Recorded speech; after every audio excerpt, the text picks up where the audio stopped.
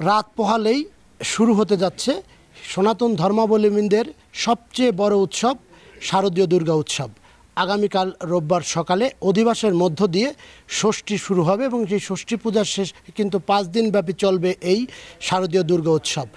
তবে জেলার বিভিন্ন জায়গাতেই কিন্তু এই বিভিন্ন মন্দিরে কিন্তু আসলে এই দুর্গাপূজা অনুষ্ঠিত হচ্ছে। তবে ব্যতিক্রমধর্মী যে শারদীয় দুর্গা উৎসবের আয়োজন করেছে সেটা হয়েছে ফরিদপুর জেলার আলফাডাঙ্গা উপজেলার সদরেরই ঠিক হরি মন্দিরে।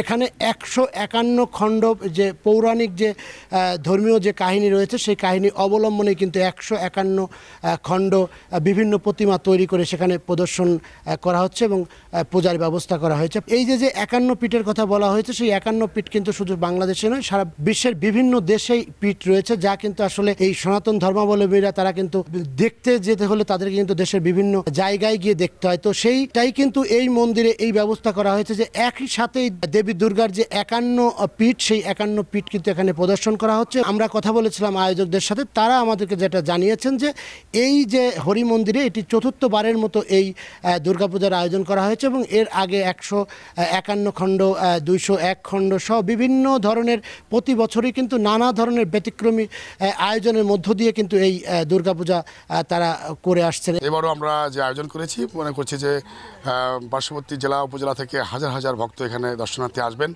সেই প্রত্যাশায় আমরা এই আয়োজনকে সার্থক করার জন্য দিনরাত কাজ করে যাচ্ছি। প্রথমেই যখন দর্শনার্থী ঢুকবে ওখানে অভ্যর্থনা জানাবে ডিজিটাল প্রতিমার মাধ্যমে।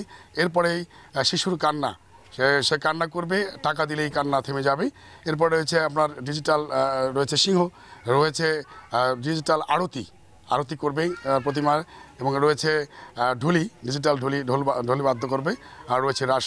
এই প্রদর্শনী দেখতে কিন্তু ইতিমধ্যেই দর্শনার্থীরা ভিড় করছে এখানে এবং তাদের প্রত্যাশা যে এবারও কিন্তু আসলে প্রতিদিন হাজারো দর্শনার্থী কিন্তু তাদের এই দুর্গাপূজা দেখতে আসবেন। মায়ের যে 51 পীঠ সেই পীঠগুলো সম্পর্কে যেন আমরা একটু অবহিত হতে পারি, এই উদ্দেশ্যেই আমরা এবারের এই আয়োজনটা করেছি এবং এটা ভিন্ন আঙ্গিকে। মা দুর্গা এখানে আছে, মানে হাত দিলেই টাকা দিলে হাত বন্ধ হয়ে যাবে এবং রাক্ষস হা করে বিভিন্ন ধরনের প্রদর্শন দেখাবে। মা দুর্গার বিভিন্ন অঙ্গভঙ্গি আছে এখানে, সর্ব মিলে অনেক ভালো লাগছে। এখানে এসে অনেক ভালোই লাগতেছে। সব জায়গায় আমরা নতুন নতুন কিছু প্রতিমা হয়েছে যেগুলো আগে কখনো দেখিনি। আমার শ্বশুর বাড়ি থেকেও লোকজন আসবে, ফোন করে তারা জিজ্ঞাসা করতেছে যে কতদিন থাকবে, আসবে।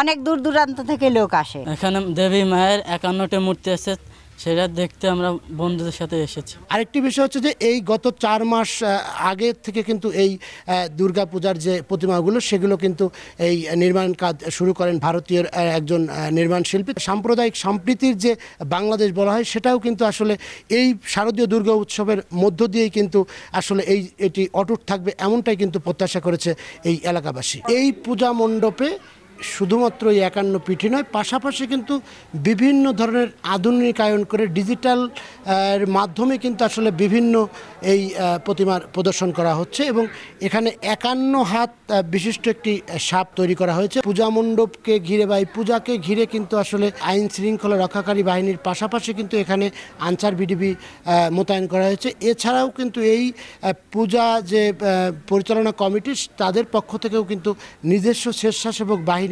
রয়েছেন। সব মিলিয়ে জেলায় 757টি পূজা মণ্ডপে এই দুর্গাপূজা অনুষ্ঠিত হচ্ছে। দেবী দুর্গতা নাসিনীর আগমনে সকল অশুভ অপশক্তির বিনাশ হয়ে সত্য সুন্দর সম্প্রীতির বাংলাদেশ অটুট থাকবে এই শারদীয় দুর্গা উৎসবে, এমনটাই প্রত্যাশা সকলের। শিকদার সজল, সময় সংবাদ, ফরিদপুর।